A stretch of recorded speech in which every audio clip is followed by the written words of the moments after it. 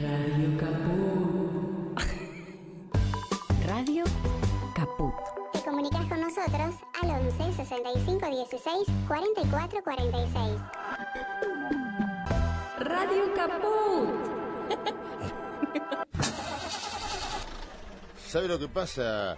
Acá le está fallando el engranaje. Si usted no le pone un poquitito de Radio Caput, el engranaje va a seguir fallando. ¿Radio? Caput.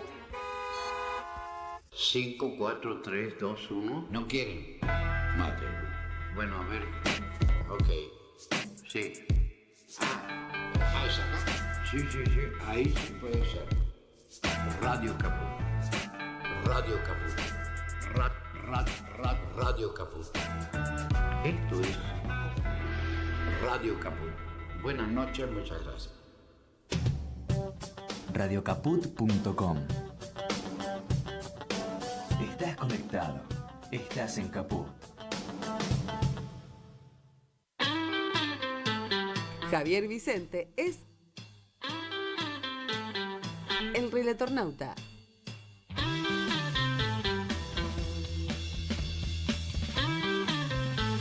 El relatornauta. Los martes y jueves a las 15 en Caput.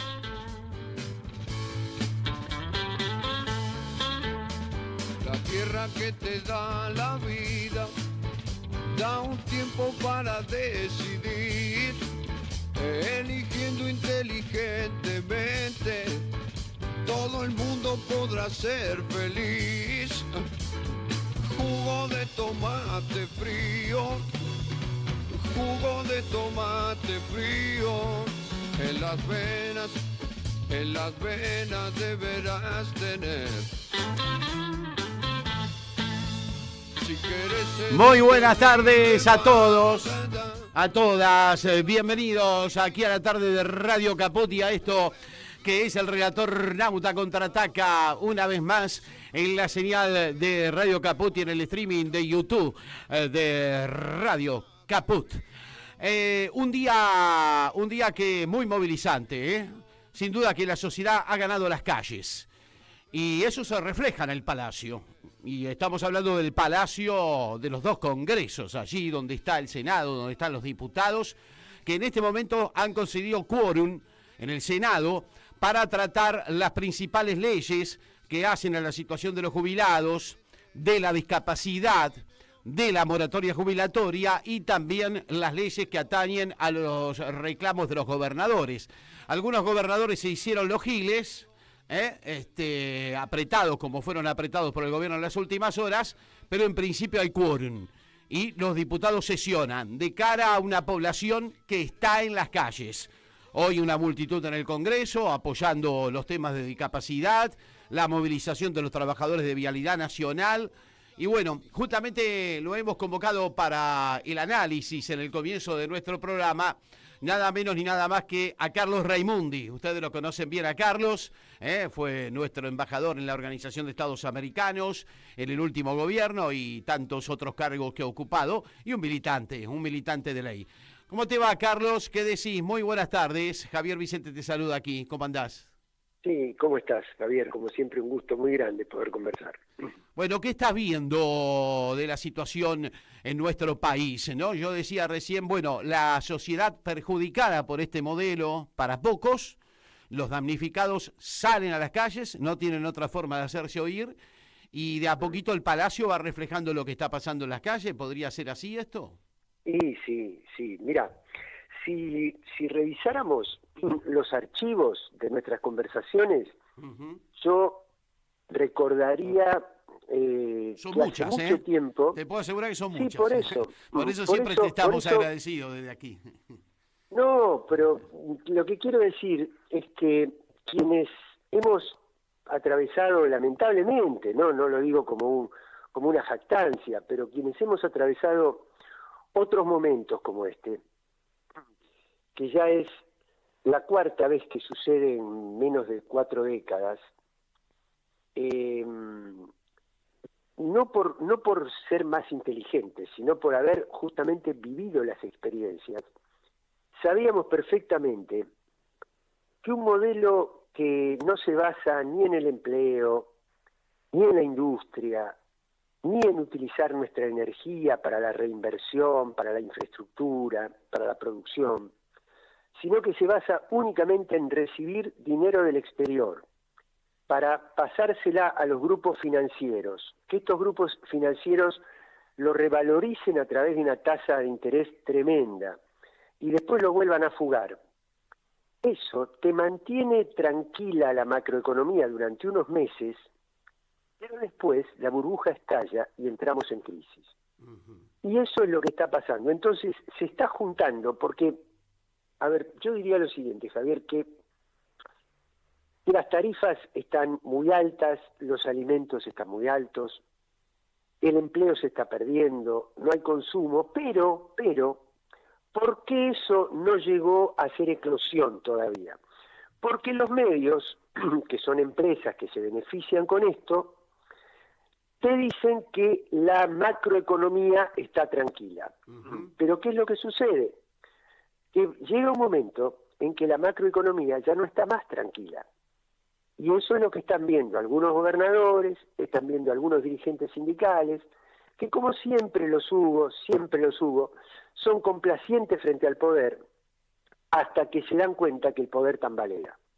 Y cuando el poder tambalea, entonces le dicen a sus legisladores, che, miren, ayer le votaron todo al gobierno, pero ahora que la cosa está más espesa y el gobierno no las tiene todas consigo, ahora den quórum.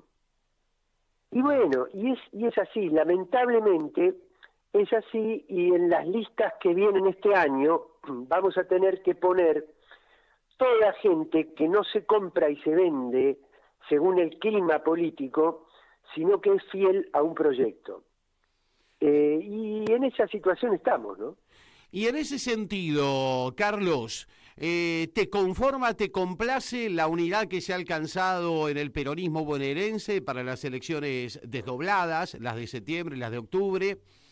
¿Crees que tal vez le han dado mucha importancia al cierre de listas y no tanta a la campaña de la libertad por Cristina? Ayer me tocó ser entrevistado por un portal muy conocido, compañero, como el Destape, y bueno, me hablaban todo el tiempo a la interna y yo le decía, miren, para mí la prioridad hoy por hoy es Cristina libre. Yo entiendo que de la interna se encargan los dirigentes, ahora para los militantes, hoy por hoy la prioridad es Cristina libre, porque sin libertad de Cristina, ¿cuál es la legitimidad de la democracia? Con elecciones donde nadie va a votar y encima está proscripta la principal líder de la oposición, Carlos.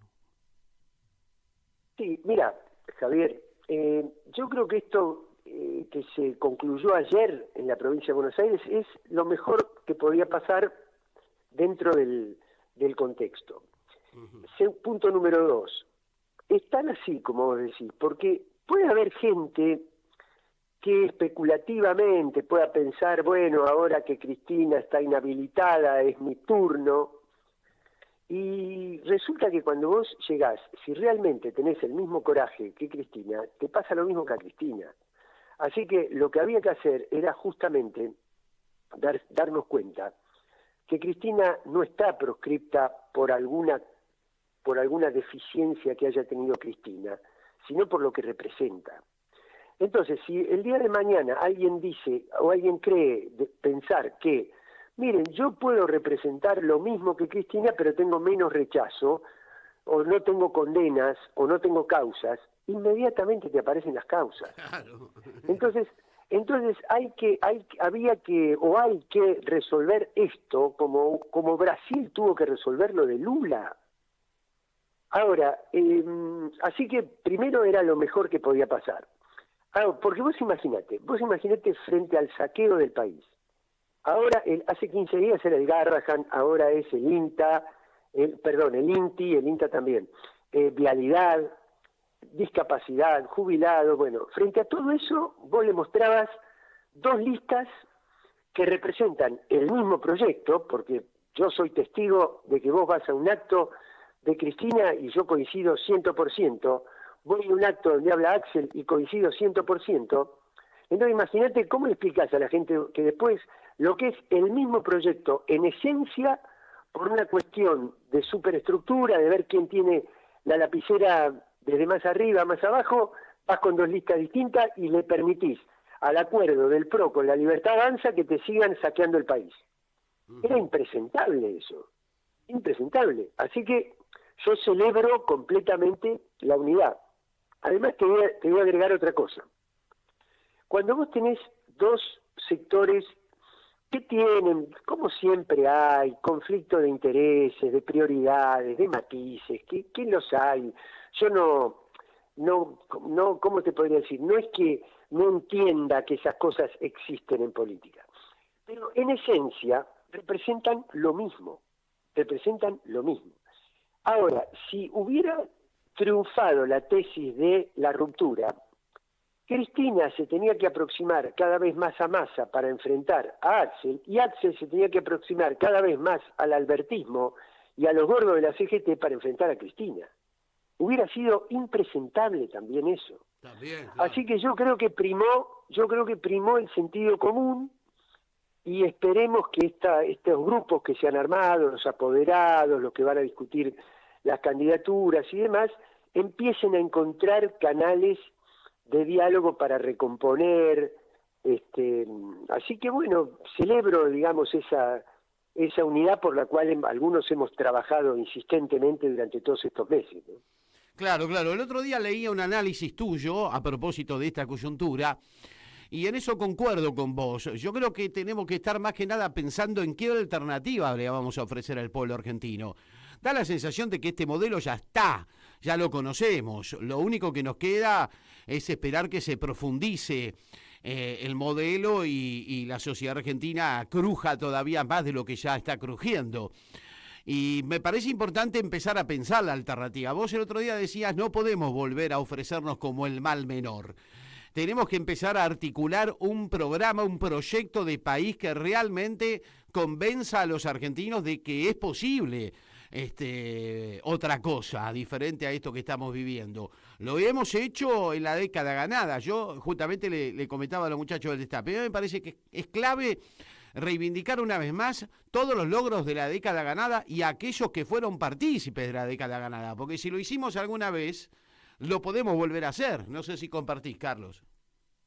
Completamente, pero Javier, nosotros cuando más enamoramos, viste que Cristina dice no hay que decir volver a enamorar, hay que decir representar, perfecto, cuando más representamos no hay problema. Fue cuando más enfrentamos al poder. Claro. ¿Qué nos hizo? ¿Qué nos irradió esa energía, esa fuerza? Fue el combate contra la oligarquía agropecuaria, terrateniente, el combate contra la justicia corrupta, el combate contra el monopolio de los medios, el combate contra el fallo del juez Griesa de Wall Street, el combate contra el Fondo Monetario Internacional, el combate contra el ALCA y el imperialismo de Bush de los Estados Unidos, que hoy lo representa Trump. Es decir, cuando más crecimos, cuando más convocamos, fue cuando más enfrentamos al poder. Y después hubo una etapa donde, bueno, Scioli por la unidad, Alberto por la unidad, y entonces nos quedamos a mitad de camino. No hicimos nada amenazó Alberto que iba a reformar la justicia, no lo hizo, amenazó que le iba a hacer una causa a los que firmaron el acuerdo con el FMI, no lo hizo, amenazó con la libertad de Milagro Sala, no lo hizo, amenazó con Vicentín, no lo hizo. ¿Qué nos pasó? La gente se desenamoró porque dice, esto al final son lo mismo, son unos timoratos. Claro, vienen a administrar la crisis. Yo lamento mucho que Cristina no haya sido candidata en el año 2023, cuando todo el mundo le pedíamos Cristina presidenta, le cantábamos en los actos. Bueno, será ahora cuando termine esto, porque la condena de Cristina es coyuntural. ¿Vos pensás que va a durar 6 años la condena, que va a durar de por vida la proscripción política? No, esto ¿sabés cómo va a pasar?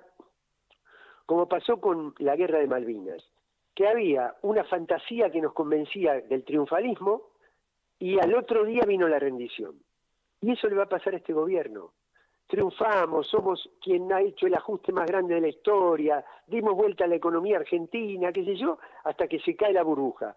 Cuando se cae la burbuja, el malestar no es únicamente económico, es también una pérdida de legitimidad de todo el sistema. Entonces va a supurar la corrupción de la justicia, vamos a ver el mamarracho que fue esta condena, y se va a revertir. Y ahí tendrá que Cristina volver al ruedo y estar unidos nosotros alrededor de ese proyecto, que me gustó mucho lo que señaló ayer en el audio de la plaza del Parque Lezama, cuando dijo independencia, país soberano, que es lo mismo que le contestó Lula a la noche a Trump, cuando Trump le dijo, miren que yo soy de Bolsonaro y le voy a subir los aranceles. Y Lula le dijo, mire, usted será muy presidente de Estados Unidos, pero Brasil es soberano. Y la Argentina es soberana. Y así como Lula estuvo preso y volvió, Cristina hoy está detenida y va a volver. Carlos, sabemos que tenés el tiempo acotado, por eso nos hemos aprovechado de estos minutos de voz. La verdad que es un placer como siempre. La seguimos en cualquier momento, ¿te parece? Dale, Javier, sabés que para mí es un gusto muy grande conversar con vos. Lo mismo digo. Gracias, Carlos Raimundi. Carlos Raimundi, en el comienzo del programa, analizando los temas de coyuntura junto a nosotros, en esta tarde que promete ser una tarde movidita, por lo menos lo está haciendo en el Senado de la Nación, lo está haciendo en las calles de Buenos Aires, donde los sectores damnificados por la motosierra están en las calles, como no podía ser de otra manera, los trabajadores de vialidad, los discapacitados que están sintiendo en carne propia la crueldad de este gobierno.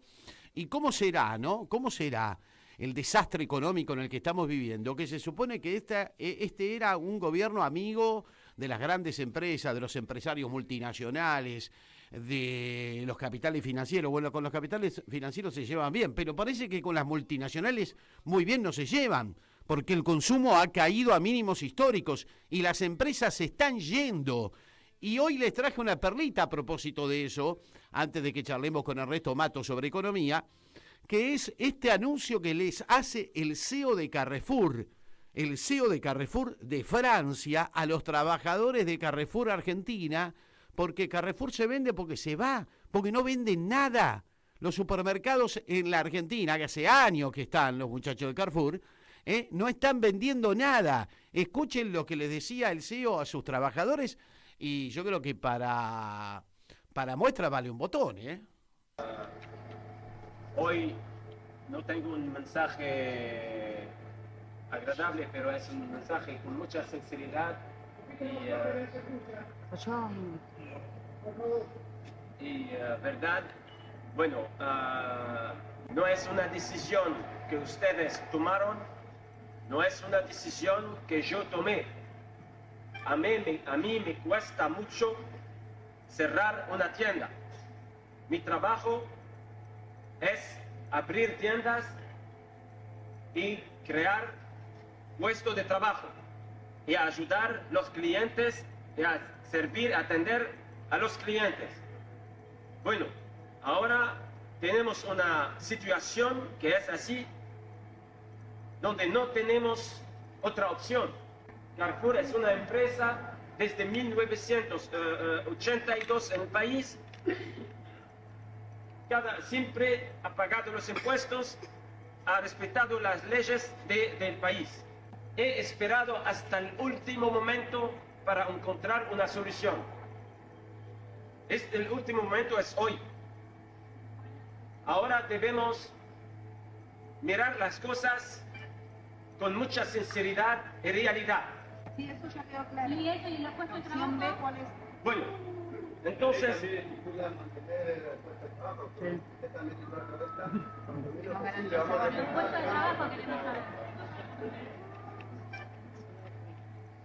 Mira, quizás me conoces, quizás no.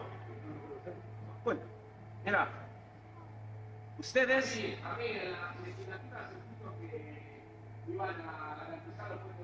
Por favor, amigo, ustedes todos son mi responsabilidad. Es la responsabilidad de esta empresa. Hoy las personas que toman la decisión de desvincularse de la empresa tienen condiciones extraordinarias. Además, hay una cobertura medical para ustedes, laboral. Esta cobertura la garantizamos por lo menos hasta el fin del año. Ahora, para algunas personas embarazadas o hay algunos casos humanos, también mi equipo tiene las instrucciones. Bueno, ahí ya estaban más las cuestiones ligadas a lo que tiene que ver con el futuro de los trabajadores, que me los imagino muy preocupados, ¿no es cierto? Ahora, ¿saben qué le faltó decir al CEO de Carrefour aquí en la Argentina? Jódanse por haber votado a Milei. ¿Qué quieren que les diga? Yo hubiese sido el CEO de Carrefour en la Argentina, porque la mayoría de los trabajadores mercantiles, la mayoría de los trabajadores vinculados al sector de los servicios, votaron a Milei. Y hoy están pagando las consecuencias de este desastre. ¿Cómo será de desastre? Que yo creo que esta es la admisión más clara del fracaso, que una empresa como Carrefour, a un gobierno que supuestamente es amigo de los capitales y de los capitales extranjeros, se vaya de la Argentina reconocido por su propio CEO porque no vende nada, porque no hay capacidad de consumo en los argentinos, es la muestra más clara del fracaso total y absoluto de un gobierno que ahora le quiere endilgar su fracaso a los demás. Entonces dicen que los gobernadores son los culpables, que los senadores y los diputados son los culpables porque votan proyectos de aumento a los jubilados, que los jubilados y los discapacitados son los culpables porque quieren que el Estado les siga cubriendo sus derechos, lo mínimo, ¿no es cierto? Pero bueno, así están planteadas las cosas. Y ya lo tenemos del otro lado de la línea al economista, cooperativista, además, Ernesto Matos. ¿Cómo te va, Ernesto? ¿Qué decís? Muy buenas tardes. Muy bien, ¿cómo andan por ahí?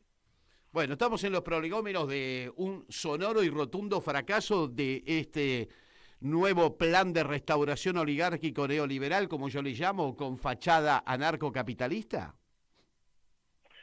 Estamos en la vieja historia del Partido Autónomo Nacional. Para lo que tenga un poco claro eso, es como la década infame, el Tratado de las Carnes, digo, lo obsceno.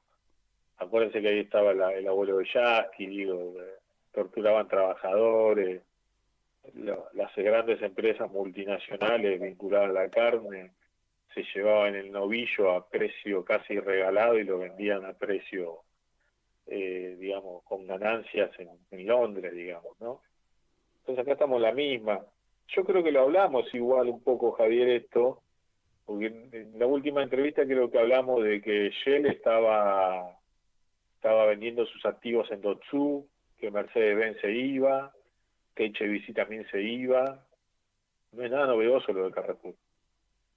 Pero no se supone que este es un gobierno amigo del capital, que solo propende al capital e incluso hasta le promete flexibilización en las normas laborales y demás, y igual los tipos se van.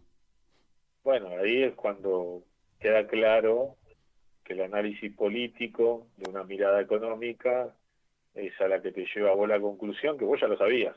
Sí, claro que lo sabía. Lo que no sabía eran los tiempos de esto, ¿no? Bueno, el tema es que los que dicen ser los técnicos, los economistas, como ahora los tienen en un pedestal, te decían, ¿y si sale bien esto? No te olvides de eso. No, yo no quiero meterme con los Kachanowski, con los de Pablo, con Cavallo, me preocupa muy poco, pero que los nuestros admitan.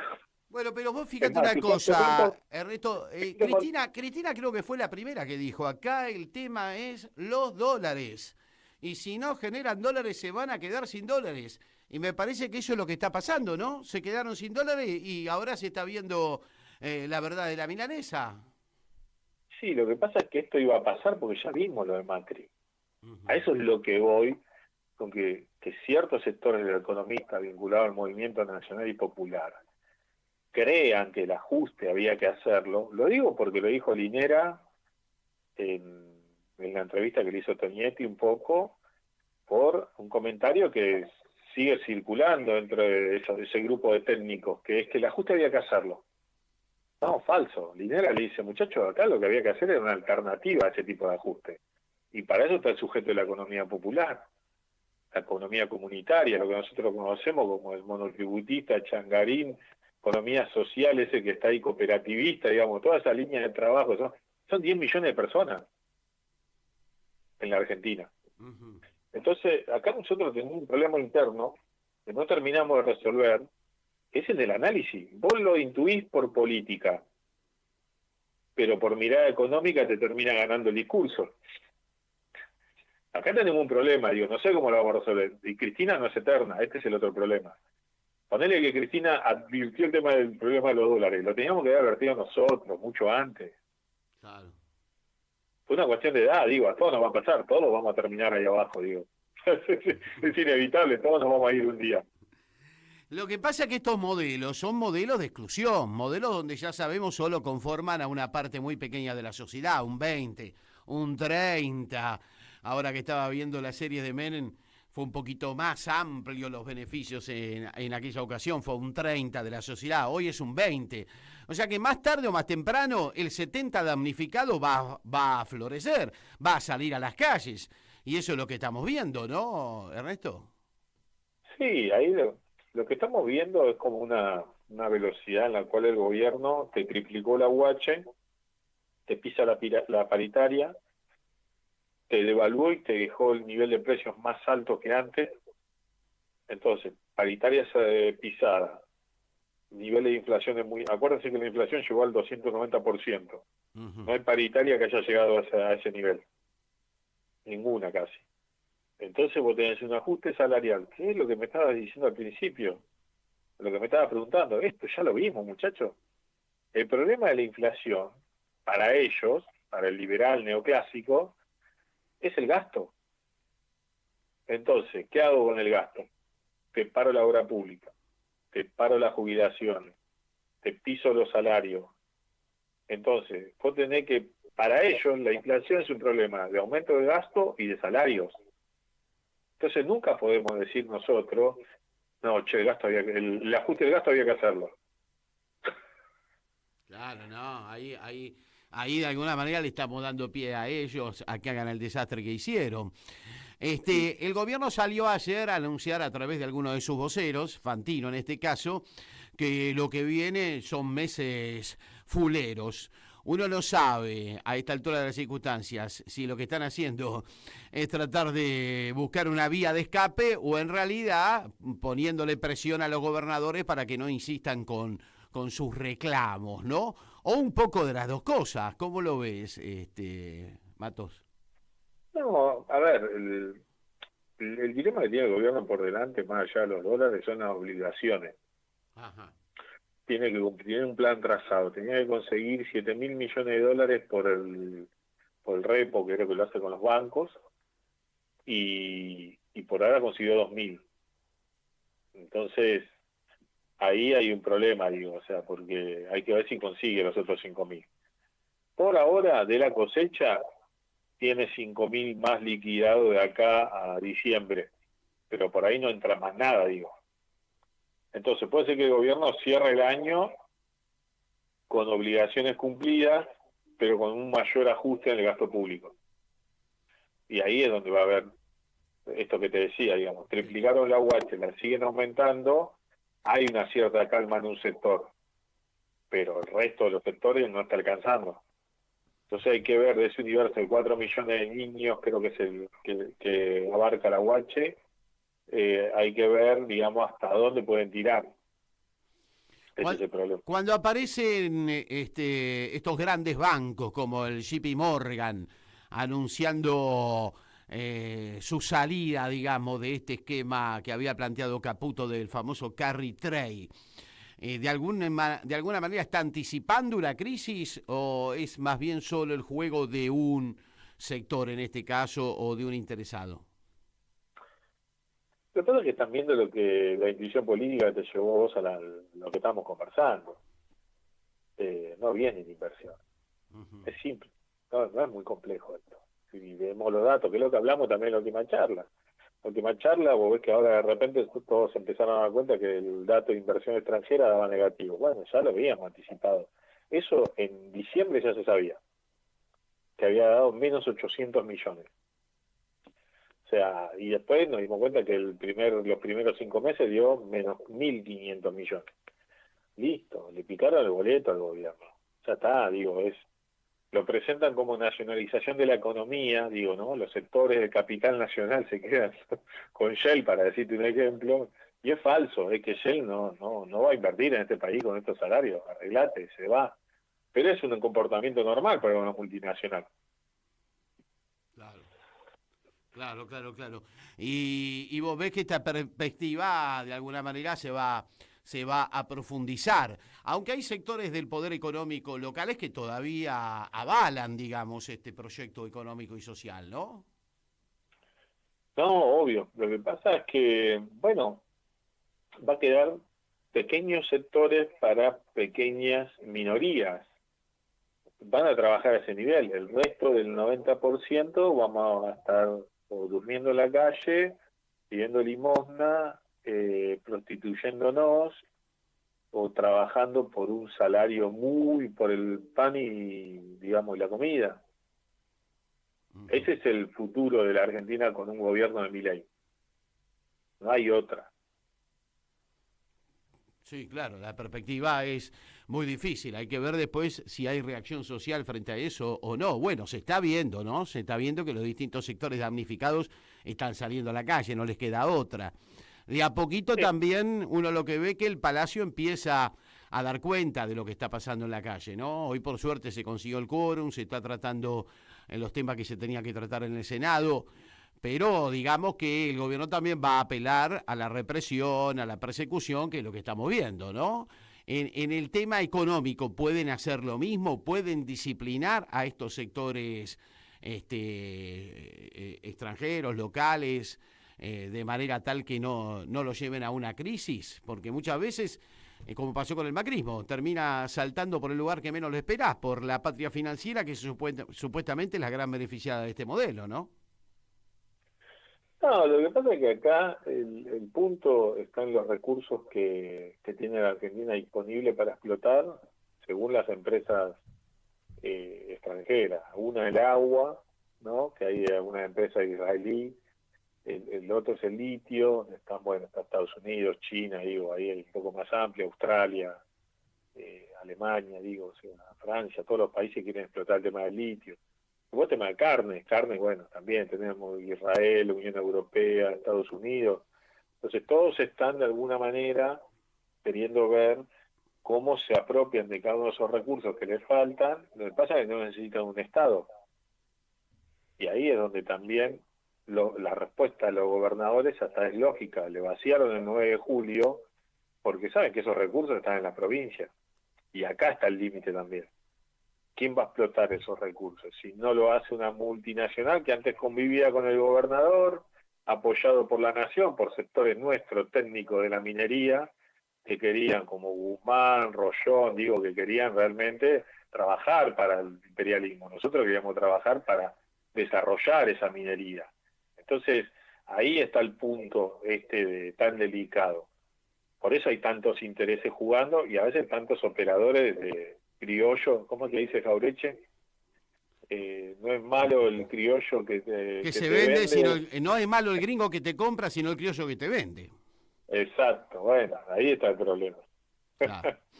Ves que ya está todo más analizado, Javier.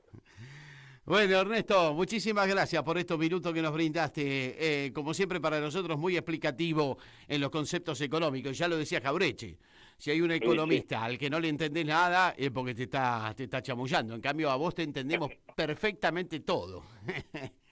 Muchas gracias. Un abrazo grande. Chao, chao. Ernesto Mato charlando con nosotros en una actualidad económica que está movidita, el dólar sigue subiendo, a pesar de que el gobierno ha intervenido fuertemente en los mismos, en el movimiento del dólar. Igualmente ya se estableció ahí en 1.280, 1.290. Por supuesto, también siguiendo con atención lo que está pasando en el Senado, donde hay quórum, donde se están tratando las distintas leyes, a pesar de que algunos gobernadores del PRO y del extinto Juntos por el Cambio dijeron no apoyar el tema de jubilaciones, de discapacidad y financiamiento universitario, solo querían tratar las leyes vinculadas a lo que tiene que ver con las provincias y la distribución de los impuestos que tienen que coparticipar el gobierno con la provincia, que de hecho no lo hace. allí se está tratando en el Senado. Mientras tanto, en las calles están los damnificados por este modelo económico. Está, por ejemplo, la gente de la discapacidad, que hoy se ha movilizado en gran forma al Congreso. Se sumaron los trabajadores de Vialidad Nacional, los del INTI, los del INTA. Un pueblo movimiento rechazando en las calles, como tiene que ser, el ajuste bestial de la motosierra. Y en ese sentido, uno lo que advierte es que la calle, como lo decimos siempre, cambia las agendas. La movilización popular cambia las agendas y se empieza a reflejar esto en el Palacio de los dos Congresos, que empieza a tomar cuenta de lo que está pasando en las calles para empezar a tratar los temas que importan a los argentinos. Pero también a los argentinos nos importa mucho lo que está pasando en nuestra patria grande, tan denostada patria grande. Sin duda que en Lula reconocemos un líder inigualable, el mejor presidente de la historia del Brasil y además amigo de Cristina.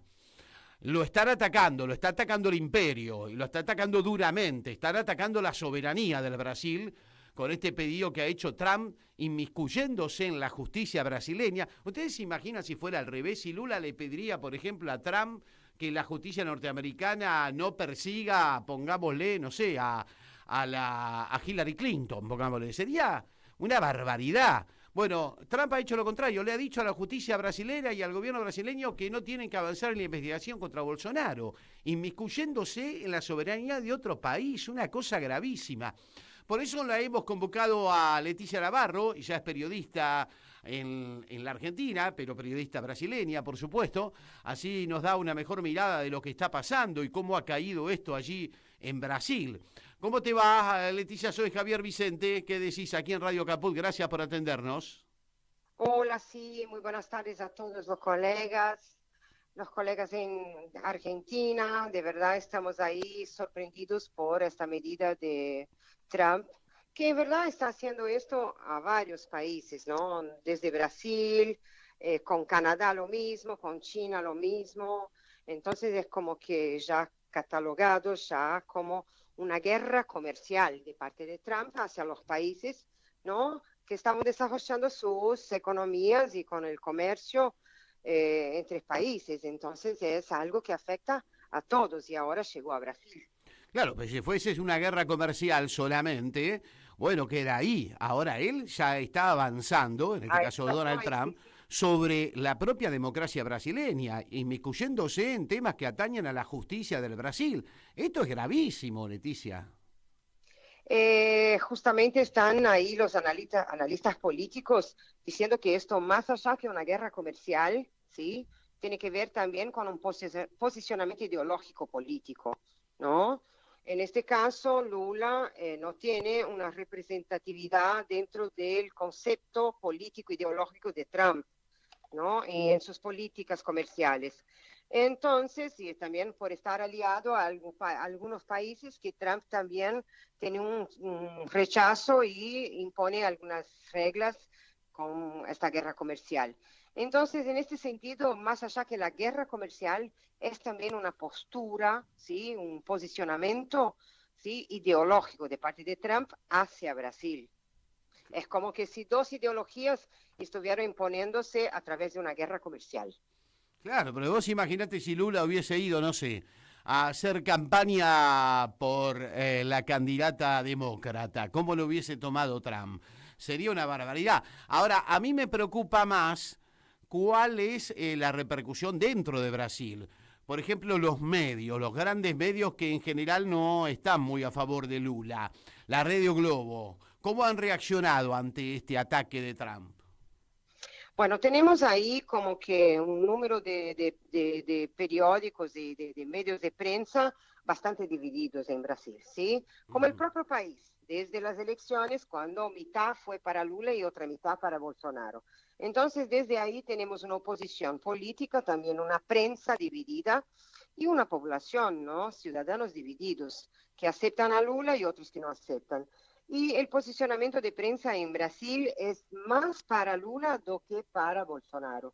¿Sí? Qué bueno. Hay que decir esto porque tenemos ahí un número grande de periodistas, de prensa y todo, que están a favor del gobierno de Lula y sus medidas, y otros que es principalmente la oposición que fomenta dentro de los medios justamente la parte contraria, la parte que está en oposición a Lula. Entonces está como que mitad, pero una tendencia más para Lula.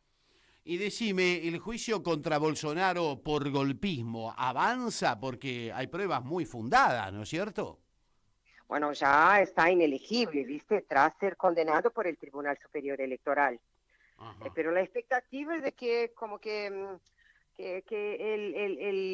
su entorno político tenga un candidato competitivo con su apoyo, ¿entendés? Porque Bolsonaro tiene un crédito, ¿sí?, electoral muy grande dentro del medio político y dentro de la población de Brasil. Justamente digo que es dividido. Tuvimos una elección muy así achicada de 1% de diferencia. Entonces está inelegible. Él no puede candidatarse, ¿sí? Y va a seguir obviamente con el proceso en el partido justamente para una definición y incluso... Ahí está Leticia, me parece, tocando algunos botones del teléfono. Pero bueno, la verdad que ha sido muy ser incluso arrestado, ¿viste? Entonces claro. Este es un peligro también para su entorno político, ¿no? Es verdad, yo creo que la justicia está haciendo su trabajo, ¿sí? Hay que investigar. Fue un hecho muy grave lo que ocurrió, ¿sí? Hay que ver los responsables y también ver si todo esto que tiene en el entorno de Bolsonaro tiene alguna responsabilidad. Entonces es importante que la justicia sea hecha. Claro, por supuesto.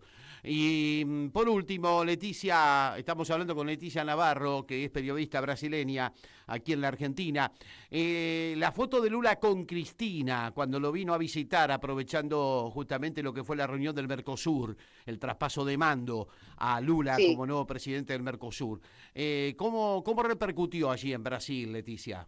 Importantísimo lo que preguntaste ahora, ¿viste? Porque esto fue un acto político de Lula hacia Cristina, de ambos en verdad, ¿sí? Un apoyo político prácticamente mundial, ¿no? Para el mundo, que es Brasil y Argentina, en este caso representada por Cristina, están alineados, ¿no? Entonces la repercusión, hubo mucha división en ese sentido, sí, pero la repercusión de los apoyadores de Lula es que hay una similitud de lawfare, que como que las cosas que pasó Cristina y pasaron Lula también en su demanda, ¿viste?, de arresto y todo, tiene algunas similitudes, como si fuera una persecución política, ¿no?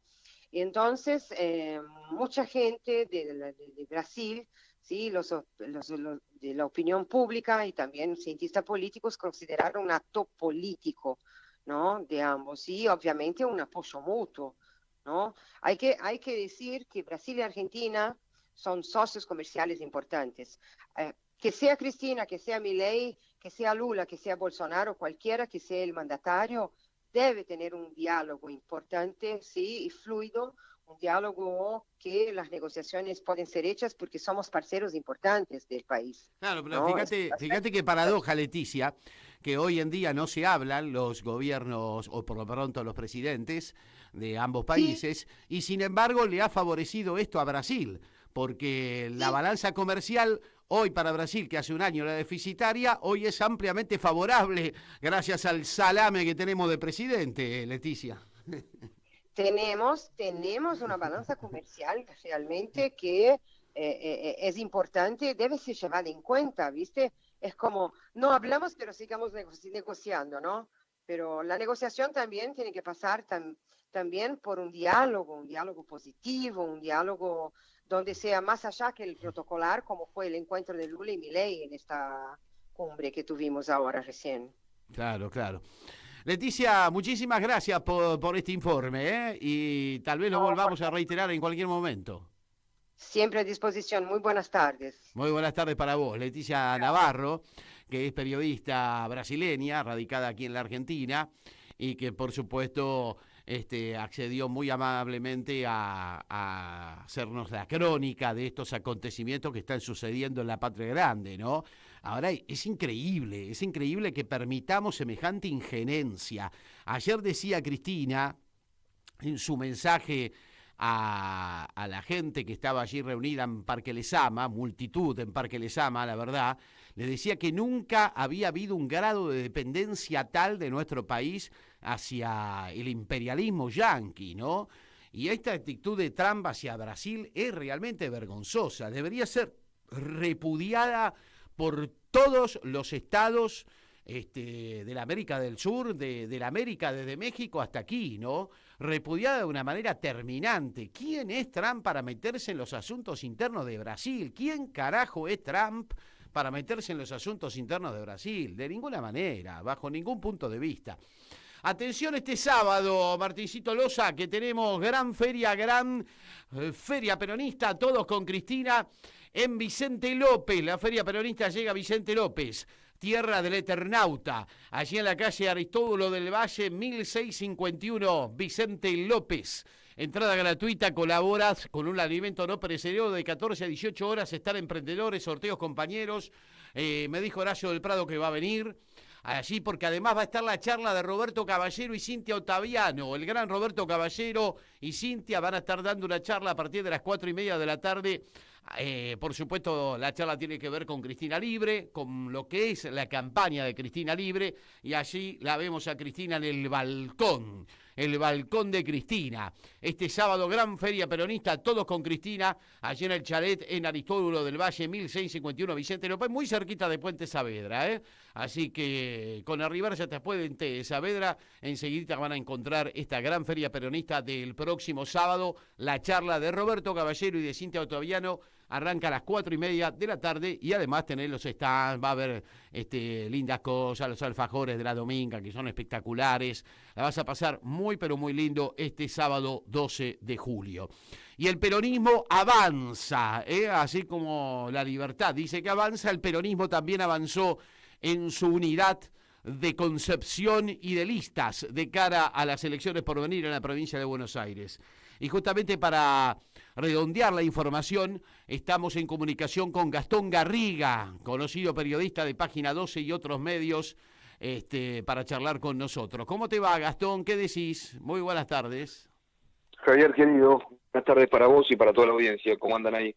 Bien, aquí siguiendo la saga de acontecimientos en un día muy movido, pero donde también yo creo que la unidad del peronismo, concretada ya en el día de ayer, le está poniendo otro mojón a la crisis del gobierno, ¿no? ¿Cómo la ves?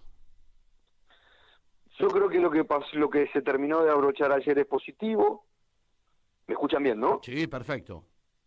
Bueno, te decía, creo que es positivo, es lo que esperábamos todos los peronistas, ¿no?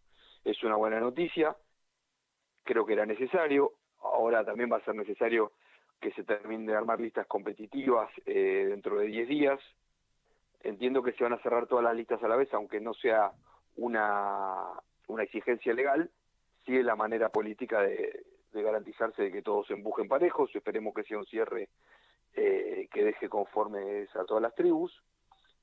Y el dato para mí, que no es lo suficientemente ponderado por el periodismo, es que si bien el PRO va como furgón de cola de La Libertad Avanza, y hay muchos sectores del PRO que quedaron disconformes con eso, el PRO era una parte de Juntos por el Cambio. El radicalismo va a ir con lista propia. Claro. Y eso yo creo que especialmente en los municipios rurales, en el mal llamado interior bonaerense, esa lista puede ser la lista, digamos, supuestamente de centro, o autopercibida como de centro, que van a conformar los Manes, los Schiaretti, los Stolbizer, los Randazzo, etcétera. Si somos Buenos Aires, le han puesto. Exactamente. Eso puede ser en algunos lugares mucho más competitivo que La Libertad Avanza. Mirá vos. Me parece a mí.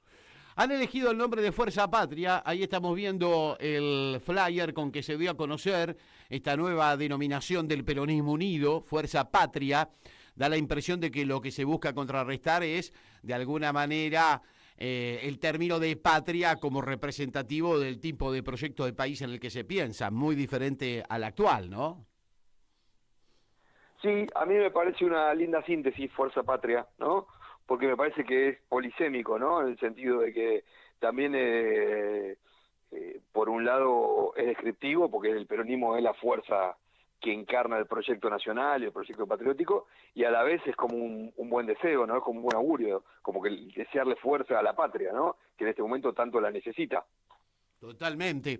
Respecto de los marcos en que se dio esta unidad, que ha sido muy amplia, ¿hay algún ruido ahí en el tema del partido Valores, Principios y Valores de Moreno? Moreno es un hombre de esta casa, y Kicillof, que parece que mucho no le ha gustado que participe Principios y Valores de esta unidad. ¿Qué se sabe al respecto? A ver, yo leí y escuché lo mismo que vos. A ver, todo el mundo tiene que tragarse a un sapo a la hora de hacer una unidad importante, y bueno, yo creo que ese es el sapo que le tocó al gobernador. Es verdad que esto es así. Guillermo se da todos los gustos, lo viene sacudiendo el hito al gobernador, pero bueno, son las reglas del juego, muchachos. Digamos. Y respecto de las candidaturas, Gastón Garriga, nuestro periodista, amigo de la casa, especializado en el tema peronismo. Respecto de las candidaturas, bueno, Cristina no va a poder serlo por ahora, quién sabe, si se logra un recurso judicial. Ya se habla de candidatos para la tercera, para la primera. Alguno tiró el nombre de Massa, pero dijeron no es el tiempo de Massa. Tal vez sí el del intendente de San Fernando, que tiene muy buena imagen en la primera. ¿Qué sabés? ¿Qué sabés? A ver, yo a Massa, esto es un poquito de información y más análisis e intuición que a partir de esa información. Yo a Massa lo veo encabezando la boleta de octubre. ¡Apa! ¿Sí? La de Nacionales. Digamos, exactamente. Sí me imagino, digamos, aunque no tengo nombres todavía, sí me imagino que la decisión de quién encabece la boleta de la primera, Massa, la palabra de Massa va a ser la que tenga más peso, y en la tercera va a ser una decisión, digamos, donde tenga más peso la palabra de Máximo y de la Cámpora. Uh-huh. Aunque no hay que obviar a Espinosa, al intendente de La Matanza, que es el distrito más importante. Ahí, ¿no? No, claro, a ver, esa decisión va a tener que ser consensuada. Igual se armó un sistema interesante, un sistema de contrapesos y de garantías para que nadie salga escaldado, podríamos decir. Eso es lo central. Digamos, igualmente, con el argumento que planteó el gobernador, o el método de que buscar en cada caso, en cada sección, el candidato que más mida, casi con independencia del sector al que pertenece, yo creo que eso lo va a dejar el peronismo en una situación muy competitiva. Y lo otro que lo va a dejar muy competitivo al peronismo, además de esto de que para mí se está subestimando, que es el tema de que haya una lista radical o pan radical o filo radical, es la realidad, ¿no? Que estamos en medio de una corrida contra el peso, porque en Argentina no entran dólares suficientes, y nunca van a ser suficientes porque el modelo Milei es un agujero negro que se chupa todos los dólares que hay y desaparecen. Sí, por supuesto. Yo creo que la coyuntura económica y social va a favorecer finalmente al peronismo de aquí a octubre.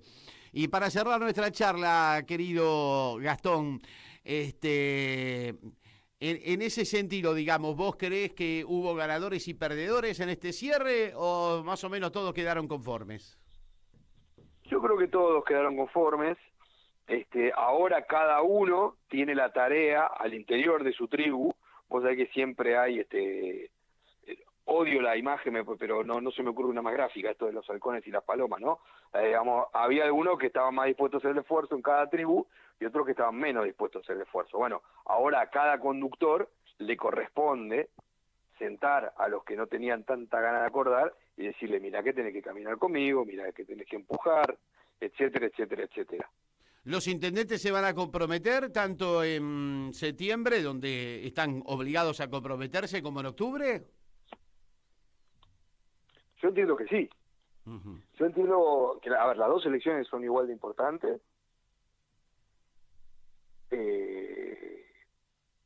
Y seguramente van a contribuir, digamos, la elección de septiembre va a contribuir a generar un determinado clima para la de octubre. Claro.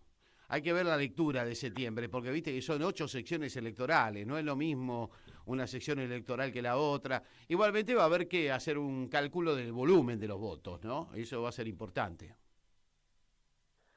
Totalmente de acuerdo, totalmente de acuerdo. Yo, de todas maneras, lo que creo es que más allá del peso simbólico, ¿no?, de los diarios del lunes, viste que digamos, la primera pelea es por los votos y la segunda pelea es por qué interpretación le damos a esos resultados. Exactamente. Yo creo que más allá de eso, hay una cuestión que es que no le va a mejorar tanto, o no le va a mejorar directamente, aunque hiciera una gran elección al oficialismo, porque en los hechos el PRO, tanto en La Plata como en Buenos Aires, vota con el gobierno. Por lo cual lo que va a cambiar, digamos, lo que gane el oficialismo lo va a ganar a expensas del PRO, que ya lo cuenta como propio. Es decir, a lo sumo cambia el titular de la cédula verde, podríamos decir, pero no es que van a tener más recursos legislativos, me parece a mí. Bueno, Gastón, gracias por esta crónica, ¿eh? Se nos está terminando el programa, así que muchísimas gracias. Te mando un abrazo, Javier querido, que estés muy bien. Un abrazo grande. Bueno, nos vamos, 4 de la tarde, ya llega el gran Horacio del Prado. Nos encontramos el sábado en Vicente López, Recuerde la gran feria peronista el próximo sábado, allí en Aristóbulo del Valle 1651, con charla de Roberto Caballero y Cintia Ottaviano. Nos vamos, la seguimos el martes. Que tengan un buen fin de semana. Ya está Horacio del Prado con su invitado de siempre. Gracias, Martín Loza. Hasta la próxima.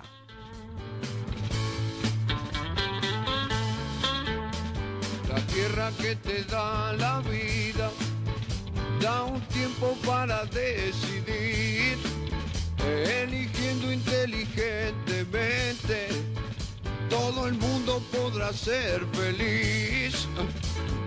Jugo de tomate frío, jugo de tomate frío, en las venas deberás tener.